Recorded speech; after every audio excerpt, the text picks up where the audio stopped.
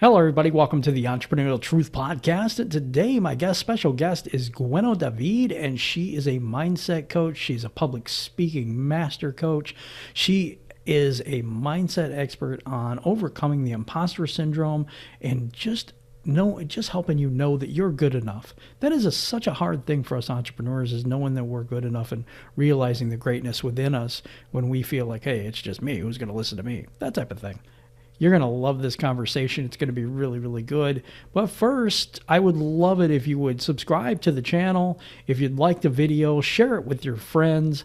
And also, if you could consider ringing that bell icon so that you know when another quality video from the Entrepreneurial Truth Podcast is coming out.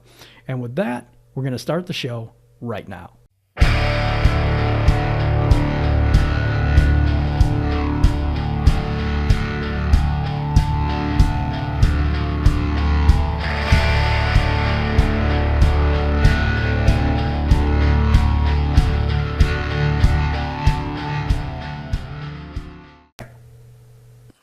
Welcome back to the show. I have Gwenno Dafydd here today with me, and I can't wait. You are a woman of many talents and a lot of stuff that you do and have done. And I met you in this mastermind group, and it was just amazing because I had somebody else that just wanted to be funny, and it has a bunch of life to you. And I was so looking forward to talking to you today. How are you doing today, Gwenno? Well, could be better because, as you can see, I have an issue here. It's a problem, and I'm not quite sure whether I'll keep it on for the whole show, but I woke up this morning and it was like, oh, ouch. Now you've seen it, I'll take it off because it doesn't make much difference anyway. I can probably see a little bit better without the little eye patch, but basically I've had a problem with my eye. And of course, it's the same as whenever you've got a big occasion, you want to look your best, so when you want to go to a high school prom, you end up with a big zit on your chin. I end up with an eye issue. So anyway, okay. I'm not looking my best, but I'm looking as best as I can. You know what? It ain't about that. It's about you, your personality, the person that you are, the life that you bring to everywhere you go. I think you brighten up rooms, I swear. Well, I try to. I don't always, but sometimes I am. We have something in Britain called Marmite, which is a sort of sticky black thing that's made out of yeast. And people either love it or hate it. So I'm a Marmite person. People either love me or hate me. Ooh. So I know that. Ooh. Yeah, you know what? I don't know about that with me. I'm just me, and I don't apologize for who I am or try to change who I am for anybody, So I'm just kind of the same person, it doesn't matter. Yeah. So I want to go into a little bit. Who are you, Gwenno? Who are you? What have you done? Tell us your story. Well, I've got lots of stories. That's the thing, you see. So it depends which story you want. I could tell you lots of stories, but I'll start at the beginning, I suppose. I was born in North Wales in the St David's Hospital. We lived in Anglesey for 7 years, then moved to Pembrokeshire, where I grew up in Pembrokeshire. Wanted to be a physical education teacher, and that's all I wanted to be. From the age of 11 and 12 years of age, that's all I wanted to be, and I spent my entire time coaching kids on the sports field, in athletics, in cross country. I used to be house captain, I used to be cross country captain, athletics captain. So, from a very early age, I had this talent or a way of understanding how to set goals, how to push yourself through barriers, and how to get the best out of a situation. So I went to college at the age of 18, and that was, I suppose, one of my life's biggest challenges, really. Came at a very early age because I had to change direction. I had a condition on my right kneecap, which was called chondromalacia patella, which was a softening of the kneecaps, and it meant I had to change direction. So I could no longer become a physical education teacher. So it was a huge blow to me, because I spent my entire youth really in school in competing in athletics. I was reserve for the Welsh team when I was 17 in the 400 meters. And it was just all of a sudden my life just collapsed. And one of the things that I used to love in school, I used to love performing, I used to love singing, I used to love doing comedy. I always loved making people laugh. And so I'd taken drama in college because I'd heard that it was the lazy option because you didn't have to do much work. Well, I was a lazy person apart from the athletics field.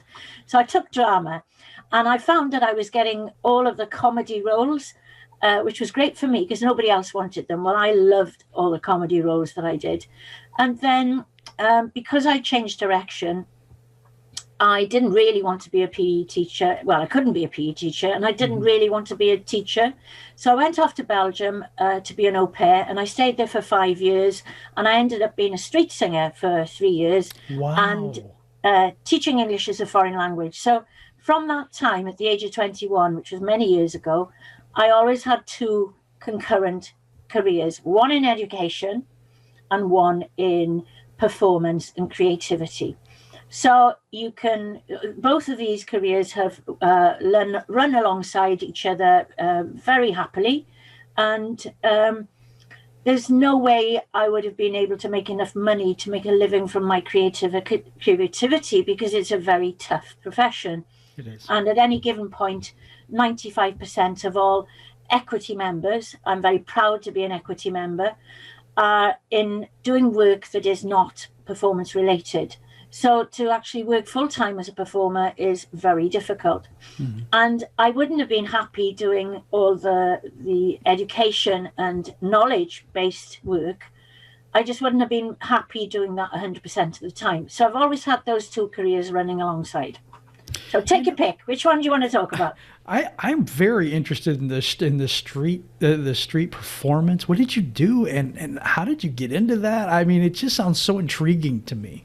Well, it was really because I was living in Belgium and I enjoyed my lifestyle there. And I'd started singing with a group of 3 Hungarian brothers who were born in Paris, lived in Brussels, but were absolutely crazy about Celtic music. And I was with a friend of mine in a place called La Houblonnière, which is a pub in Brussels, and there were these amazing musicians. And I said to my friend, "Oh, they're great, they are, but they could do with a singer." And so, being my usual cheeky self, I went up to them and I said, "Oh, I think you're fabulous." I said, "But you could do with a singer." And then the Danielle, who I met later on, said to me, he said, "But where are we going to have this singer?" And I said, "Here I am." So I started singing with them, and we went busking, and there was Gégé, Gilles, and Danielle, and there was also a young woman called Danielle, and we were called Bol d'Avoine, and we used to go and sing on the streets, and I used to play a boran and have a lot of fun in Petit Rue de Boucher, which was around the Corn Place, and we'd play for the tourists, and I would dance. And then I was working as an at an old people's home at the time, and I was offered a job in Fishguard School, where I'm from, as a drama teacher, and I just didn't want to go there. I just loved my bohemian lifestyle so much, so I decided to stay in Belgium. And I had some work teaching English as a foreign language, but not enough to make a living. So I decided, well, I'm going to go and busk. And I'd been busking with Les Frères Hirsch, and I thought, if they can do it, I can do it. So I stood there in Avenue La Reine, Galerie de la Reine in Brussels, beautiful galleries with wonderful, really high ceilings. And I had a little basket in front of me, and I just sang a cappella without any backing, and I just sang Welsh songs. And I got loads of money. And I thought, oh, this is good. So I bought myself a guitar, taught myself how to play guitar, and then started going from the street to singing in cafes and restaurants. And then in the summer, that progressed to singing on the terrace. And I used to have a circuit that I'd go to Antwerp one day, Bruges another day. Then I'd go to Knokke, Ostend, Zebra, and I just do all the restaurants, and I'd sing all over the place, really. And then I started getting concerts, and Wow. I made a record there. So, Holy and then back in cow. 1983, I came back to Britain. And that's how, wow, what a lifestyle. What a Yeah, it was lifestyle great to actually, be because able to every have. day was different. Yeah, that is amazing to me that you Yeah. were able to progress like that. You know what I mean? From Well, the I singing think, to then I got a guitar, then I'm playing in places, then I make a record. I mean, it was just yeah, because you wanted to sing and just I wanted to just did. be yourself, you know? Yeah. And I got lots of stories about that. And one day when I finish the actual living part of my life, and I need to just slow down a bit, which is a long way away because I got so many things on the go. Yeah, me too. I'm going to sit down and I will. write these stories all together. But one of the best stories really was when my partner at the time, my boyfriend Paul, who later became my husband, he'd gone to Istanbul, and I left Ghent, where we were living, with my guitar, the equivalent of £10, which is about $20, and an interrail ticket, and went all the way, busked all the way from Ghent to Istanbul. I got picked up Wow. by the police in Beograd and was warned, "Don't you go and sing there." But I went back there anyway. So no, it was a very bohemian lifestyle, and I really had a great time. Actually, it was It tough. It was sounds hard. amazing. Tell me about this comedy thing that you're doing, or you did, or still do, or Well, I still do. I did my first Zoom comedy stint last night. wow, we're moving up in the world now. No, I'm just kidding. Scary stuff. Well, I've done loads and loads of comedy over the years, but I dressed up. I had a character, and she was called Boadicea, Queen of HRT.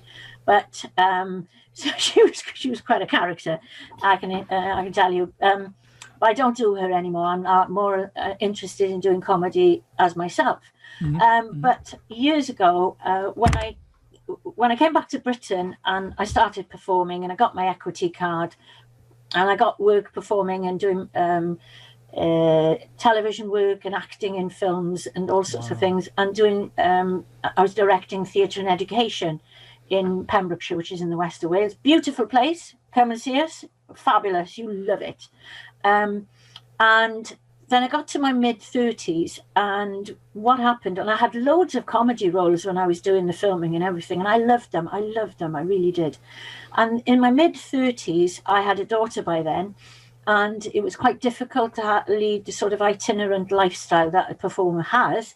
So I then went to do a master's degree in women's studies with the intention of making films about women's lives.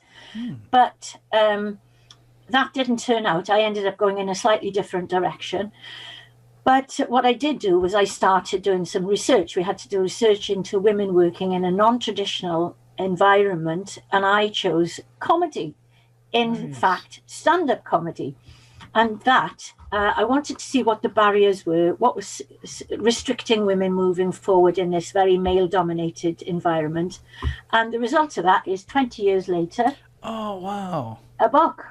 And I interviewed all Sock it sorts of to them, fabulous, sister. I oh love yes, that. sock I it to love them, it. sister, funny, feisty females. It's Oh, on that's available amazing. on Amazon. Oh, that's awesome. But I interviewed loads and loads of people, quite a few American comics, people like Betsy Salkind, who was one of the pioneering female comics in Los Angeles. I also met your very own Joan Rivers. I met her in Oh, Joan Cardiff when she Rivers. came Yeah. over. I Wow. met Amy Schumer in Oh, the Comedy wow. Cellar. And so they've all given personal interviews that are in the book. There's Oh, 65 wow. women that I've interviewed worldwide, 94 interviews altogether, including the MC at the original Comedy Store in Sunset Boulevard, who's very, very good friends with people like Leslie Jones. And he's been very, very supportive, as has somebody called Lou Deck, who I call my comedy guru. Oh, And okay. he's one of Mitzi Shaw's people, or Mitzi Shaw's boys, as he is called. Boys. And if you want to have somebody really interesting on your program, he is fantastic. He really, really knows the ins and outs of comedy. He Oh, that has would be great. performed with the greatest. You know, he's a really interesting man. So you should get him on your show. I So will. basically, I love doing comedy. And I prefer to dress up behind a character. It's easier. Mhm. But I am progressing now to finding my own voice and doing stand-up comedy as myself. I've organised events. I'm on 2 comedy courses, one an improvisation one, and one is comedy writing. And so I call them my giggle buddies because we all giggle together. So if you look for hashtag giggle buddies, that's us. Oh, so, nice. See, I want to do stand-up comedy, but I'm too lazy for that. I like to sit down more, so I do this now. I don't blame you because, to be honest, it's not easy. I've done lots of things. No. It's not easy. No. The thing I find... I want to ask one thing. I'm sorry, I didn't mean to interrupt, but I was curious about the Zoom thing. Without audiences being live, does that change the energy exchange between you and the audience? I know that's very important, how you can read a room and, that type of thing. Does that diminished a lot because you're on Zoom? Yeah. Absolutely. Yeah. I just want to know the difference. Well, I'm very, very good at reading a room because I did it so often when I was, when I was performing as a street singer. I had to go into all sorts of really classy restaurants, and I had to know when to stop. I had to know what sort of ambiance was there. You really start to feel an audience big time when you're that close to them, and that is an issue really in a stand-up comedy club. You can banter, you can play around, you can josh about with the people in the room, whereas on Zoom, as you say, there is no atmosphere. It's all dead. And although there were 10 of us taking part in the session, they were sort of laughing, but because you didn't expect them to laugh, usually when you pause after you said something funny to allow the audience to engage and to laugh. But because you weren't expecting them to laugh, you weren't giving them the time to laugh. Right. Yeah, so it was timing quite bizarre. Was really off. Yeah, but that was the first one I'd done yesterday. I'm going to do another one, definitely. But I am so busy with so many things at the moment. The biggest problem with that is having the time to actually learn your material. Yes. The writing's fine, that's all done. But the learning, because to do it properly, you have to, you've got to have a setup and a punch. So the setup is the backup to what makes people laugh. Exactly. So it's got to be succinct. It's got to be very carefully written. So that means you have to practically learn it word by word. But whereas if you were in a environment, though, do you have to? Can't you have like a teleprompter or paper right above you? They would never see it. Well, actually, it's below you. I'll just let the cat out of the bag now. Put it underneath. Exposed on live, recorded TV or YouTube channel. Well, I just did it because one of my giggle buddies said, "Look, you're way better than I am, and I've done 2. Why haven't you done one?" I thought, I'd better have done. So I just gave it a go, really, and we'll see what happens. What did you think about that? What did you think about the interaction between the people on Zoom and you, versus the room? I mean, it's got to be so much different, but what were the big differences for you outside of the timing and stuff like that? Is the interaction different? Well, the interaction is dead. That's the problem. Because one of my capabilities, because that's why I did it to a certain degree, because I've got a one-woman show on the go, which is about the French singer Edith Piaf. One of my greatest strengths is being able to communicate with the audience. And you haven't got an audience. And eye contact is so, so important. And for example, on Zoom calls as well, eye contact is crucial, engaging with people in that way. So you can't eyeball anybody. Because they're all there on the screen and you're trying to, all you see is yourself. Yeah. So it's not easy. No, it's not. You have to. And do you feel like you have to develop a different style of comedy because of this? Well, I only had one, so I couldn't tell you. It hasn't put me off. I'll do another one for sure. Okay. I prefer live audiences, and me too. But none of us is able to do that anymore. So we haven't got any choice. You said you preferred live audiences, and I said, sorry, I missed that one. I said I don't like dead ones. They're horrifying. I haven't performed to. I've sung in funerals actually, so I have sung to dead bodies. Well, that's I a have. that's a horrifying thought, but I'm No, just right. kidding. I mean, I wasn't singing particularly to them, but I was Right, singing I in get that. recognition of their lives. Right, But I I have get done that. that. Yeah, yeah.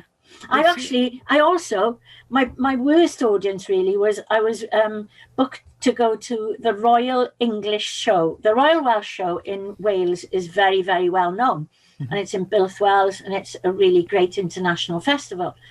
The Royal English one isn't as well known, but I was booked to go up there to sing with my guitar. So I went up there, this is years ago, went up there, and my friend and I, she was performing as well, we were just stuck. And in front of us were just sheep pens. There were no human beings, just Oh, sheep. It was wow. crazy. That's nuts. Well, I hope they got a laugh anyway, I hope they did. or they were Yeah. entertained. Yeah. So, in your career, what are the things that have held you back, either internally or externally, to get where you kind of wanted to go? You know what I mean? Things that kind of held you back from being the person that you wanted to be. I think the thing that's held me back, which is exactly the same thing that has held all of these women back, is lack of self-confidence, lack of Hmm. self-belief. Hmm. And I think that that's why this was one of the big findings, because what I wanted to find with that book was what was restricting these women from getting through the glass ceiling. And the vast majority said lack of self-belief, lack of self-confidence. And I think that that's key really to everything that you do in life, It is. because if you don't feel confident, nobody's going to feel confident in your abilities to do anything, to achieve anything. So I'd say that was a big one, and that probably is the biggest one. But I'm also quite resilient, You and are. I don't give up easily. The book, for example, took 20 years Wow. to come to the marketplace. Nice. You see that picture there? Hmm. That is me in my Welsh vest. That took me Wow. 37 years to get. Wow. I was reserved when I was 17, and when I was 54, I finally managed to get my Wow. Welsh Masters vest. So I don't give up easily. What an I'm a very amazing determined person human you being. are. You have so much inner strength. You know what I mean? To be able to accomplish that in And I forgot to all mention those that years I've also later. got a chronic back problem, which I had even when I did that. And Wow. in fact, I had in Britain that you can be given a blue disability parking badge if you have Yeah, difficulty here in too. walking, standing, Yep. mobility issues, right? And I had 4 of those. So for Oh, nine wow. years, 9 years, I was considered disabled. Wow. And I then, know how that is. yeah, and then I came across an amazing DVD in because I have, as a result of 3 car accidents, I have hypermobility in my lower spine. Mm. So what happens is if I stand too long, it'll go out. If Hmm. I if I walk too far, it'll go out. If I twist too quickly in bed, it'll go out. It'll often wake me up. And the nerve will be trapped at 4 o'clock in the morning, and I have to try and manipulate it back in. Mm. So That sounds wonderful. yeah, it was. No, it wasn't. But when I I no, it wasn't. get But it. Holy cow. yeah, but the fact of the matter is, when life hands you a lemonade, you've got an opportunity really to either just suck it and it'll be sour, and you can be bitter about it, or you can Hmm. make lemonade from it. That And is I choose so true. always, That is so true. It is always to not what try and happens to us, it's turn how we things deal around. with it. It really is. I want to mention something about what you were talking about a little bit ago. Um, for us, at least me, I've discovered the imposter syndrome. And Oh yeah, basically, the thing is we don't believe we are good enough. We just think we're us. And a lot of times, even in whatever we do, we look in the mirror and we see all our faults and all the things that are wrong with us. But when someone else looks at us, they're like, "Wow, you're amazing. You're just this wonderful person, and I love getting to know you." But we don't feel that way about ourselves, and a lot of times no, we'll be like, "Oh, it's just me. Who's going to listen to me?" That type of thing. I think that is the number one thing that holds us back. It's not us versus someone else. It's not us versus the competition. It's us versus us. And the number one enemy you have is the person in the mirror. And I'm not going to say enemy per se, but it is the person that holds us back. Yeah, I would agree 100% with you. I mean, I deal a lot with people who've got imposter syndrome, and I have some methodology that I've created over the years that actually works. It's foolproof. Yeah, really I do too. I don't give a crap. And that's not enough sometimes. If you may not give a crap. By now, yes. But you told me some of your stories, so I know why you don't give a crap. I don't give a crap either. Do you know what I mean? But the thing is, I do. How can you give that over to someone else? And that's what I like to do, you see. I like to destroy imposter syndrome in my coaching work. And I have some methods. Awesome. Let's talk about the coaching you do. Yeah. Who do you coach? I mean, what type of people? What are your goals with the people? You said smashing imposter syndrome. I love that. Oh my gosh. I could find that's one of the things. You could find 100 clients just by looking anywhere. I mean, seriously. Well, you've asked a lot of questions in one there. So I'll answer the first one. Who do I work with? All sorts of people. Youngsters, kids who are working their way through school, who may be very lacking in confidence. Yeah. I've done projects in schools called the pottery, power pottery, which is when I got these malleable little girls and molded them into something robust and then put them through the power pottery so that they come out really solid. So I've worked with children in schools. I'm a trained teacher. Wow. I've worked with young people who had difficulty with communication skills. I've worked with, I'm thinking upwards now, age-wise. I've worked with people who've been in the wrong courses in universities, were desperately unhappy, didn't want to let their parents down, but actually, having spent an afternoon together, I can think of one client who was in the wrong course entirely, came to me, and now he, 5 years onwards, he's just coming back now from New Zealand, where he's been building sets out in, which is what he wanted to do. Yeah. So that person there, I work with people who are going for interviews, who feel lacking in confidence and really are bothered by imposter syndrome. I work with people who want to do podcasts, who want to give best presentation. I work with people who are giving speeches in weddings. I worked by Skype with somebody in Los Angeles on doing that. I've created a methodology that allows me to work entirely by Zoom on public speaking coaching. And I can guarantee that I can improve anybody's public presentations, because I'll give you an example of what I did one year. And this is several years ago, which gave me a lot of confidence in my abilities, because I just had a knee operation, as it happens. The knee operation that had been causing all my back problems for so many years, but that's by the by.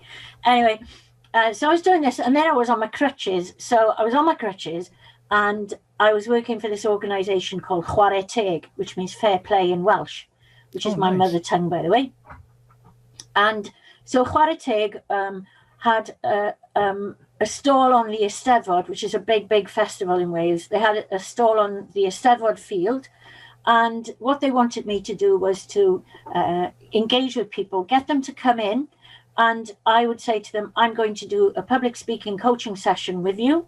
It was quite, it was very basic. I had a thing to hang around their neck saying, what's your name? Where do you come from? What do you do? Who are you with? What do you want to go and see? What were the highlights of the Eisteddfod? And who do you want to write a message to? So this was there. So I had a cameraman there filming, and I would look at them whilst they were doing this on my crutches. And after they'd done it, I would then train them, coach them, make improvements on what they were doing, and then they would film it again. And every single one of them, without fail, was way better. So I know I can help anybody, really.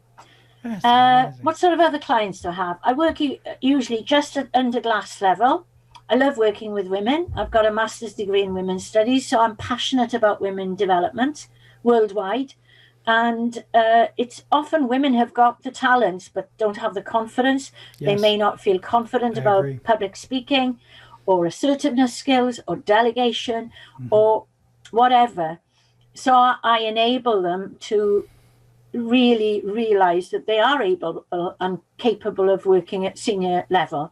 So that's the level I love working at, is just in the senior level, senior board level.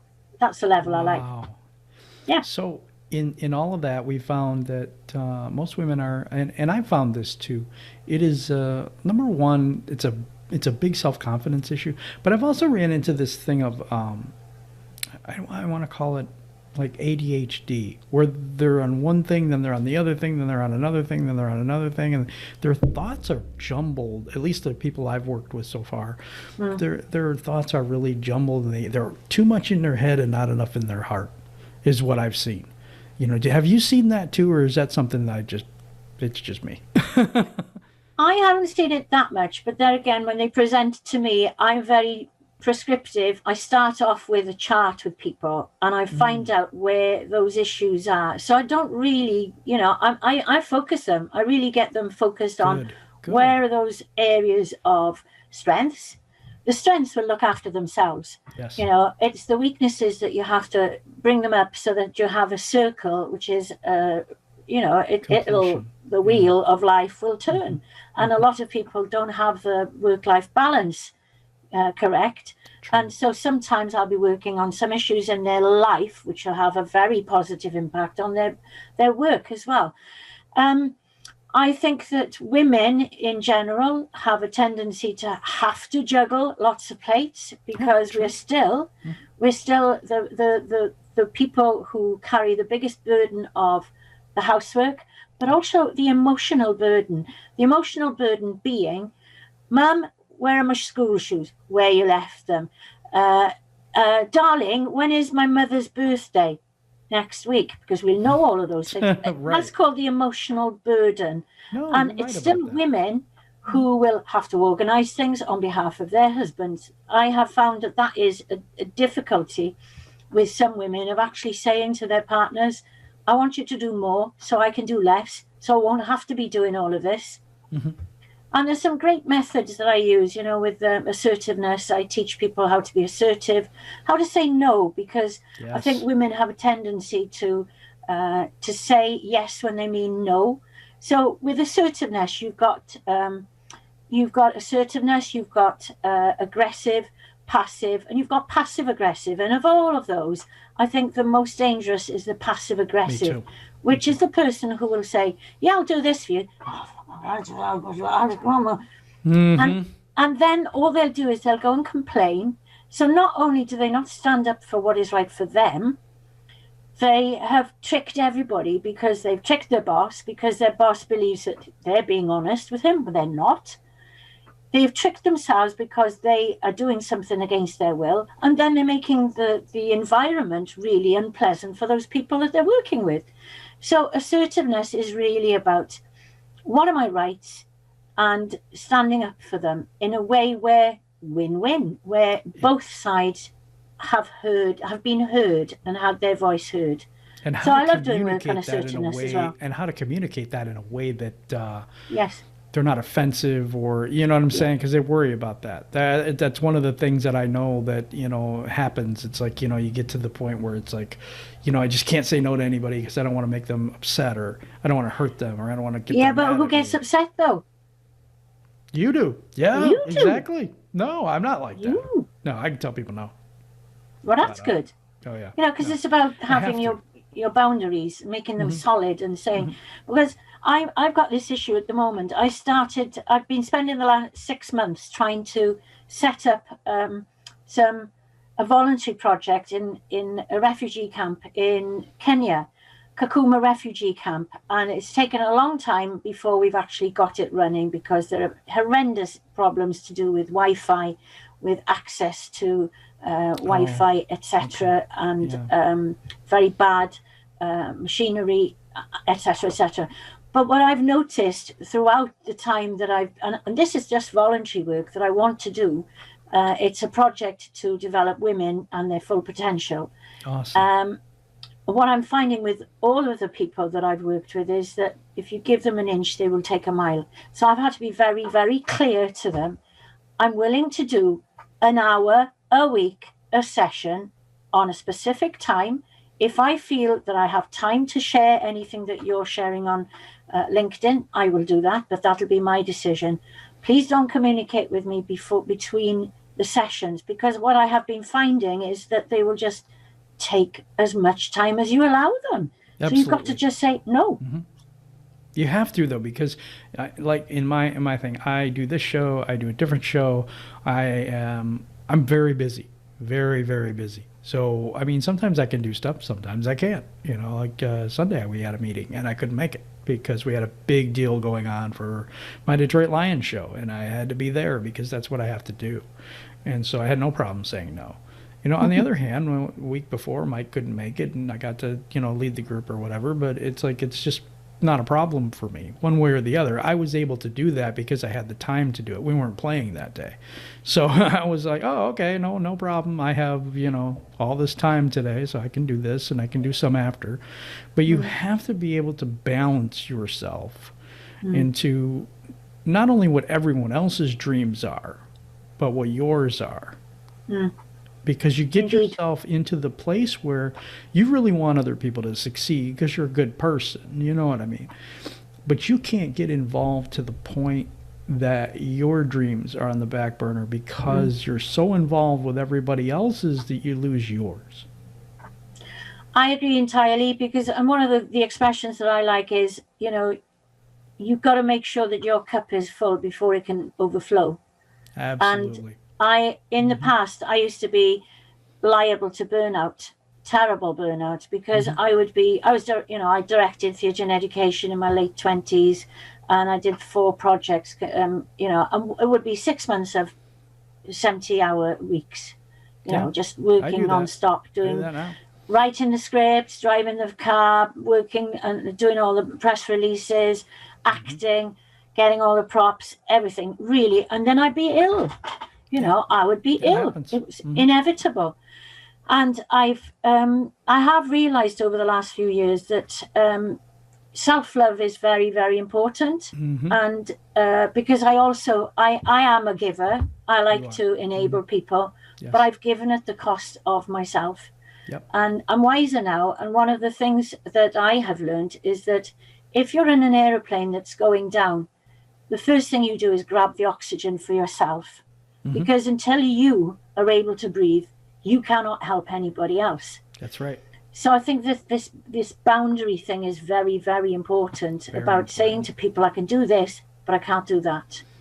And, you know, and the question that allows me to do that by now, because I was brought up as a Christian. We lived in the manse, which was the house next to the chapel. And I'm not a very good Christian. You know, and I think your concept in America of what a Christian is very different to our concept of a Christian. Okay. I like swearing. I like a drink now and again. I like telling dirty jokes. So in that respect, I'm not a very good Christian, but I am deep in my heart. I am a Christian. I have Christian values, and I appreciate all of those things. And I was always told that you shouldn't brag. You should, you know, but the most important thing I think in life is kindness. And Jesus Christ was the very first equal opportunities officer, as far as I'm concerned. You know, and he said, love your brother as you would love yourself. But also love yourself. That's the key to everything. I think you have to learn to love yourself.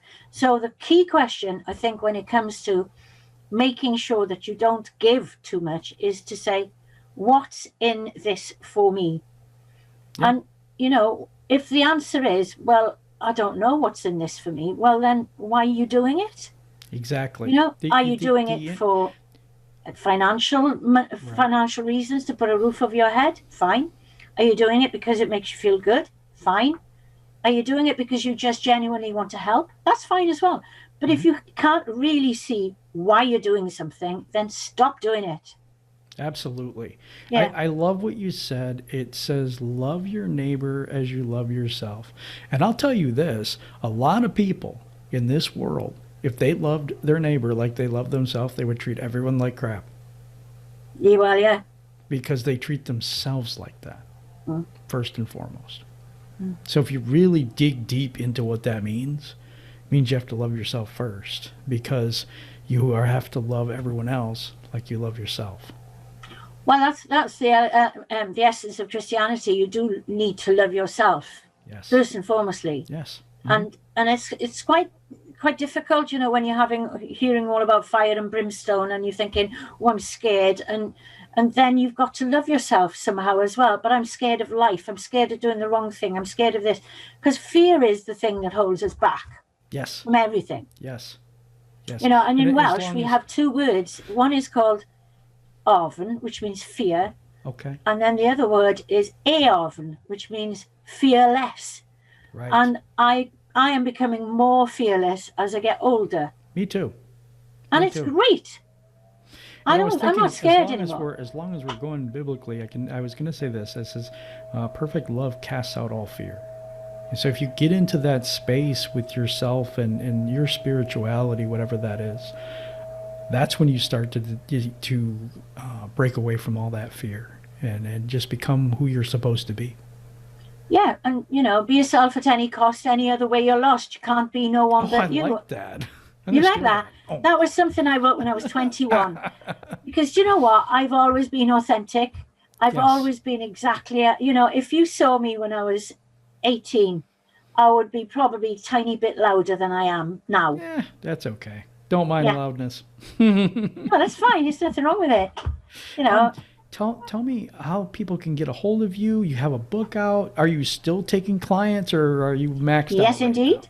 So you're still taking clients? I am. Okay. And your book, do you have one book, a few books?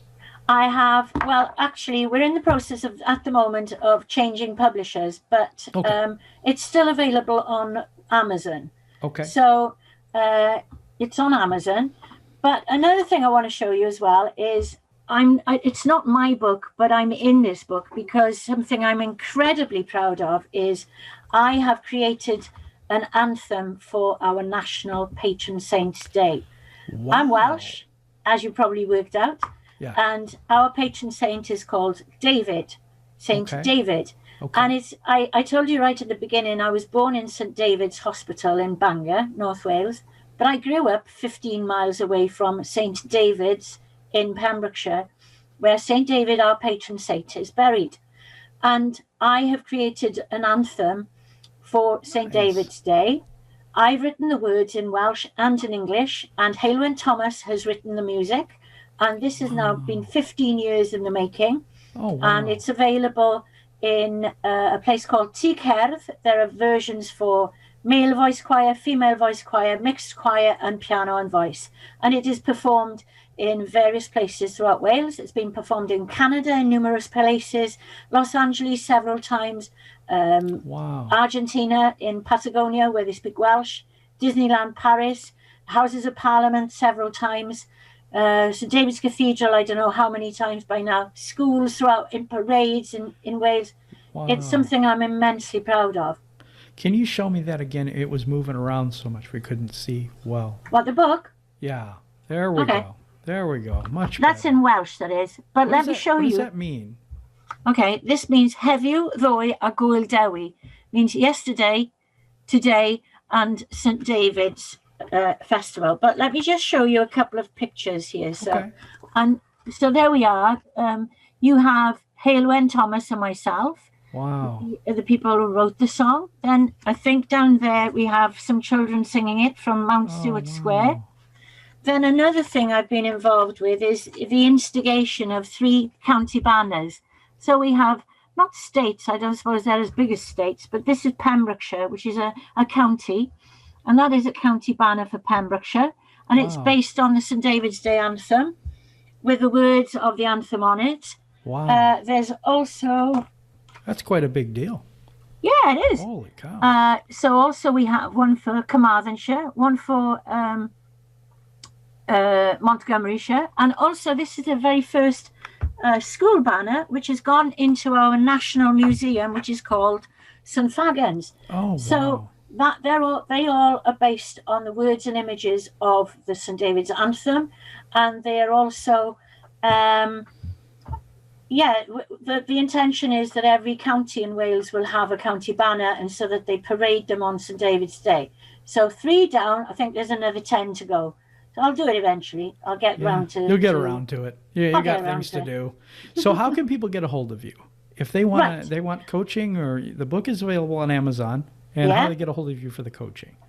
LinkedIn is probably the best way now. Okay. LinkedIn, but I have a website as well, which is called gwennodafydd.co.uk. So it's https // GWENNO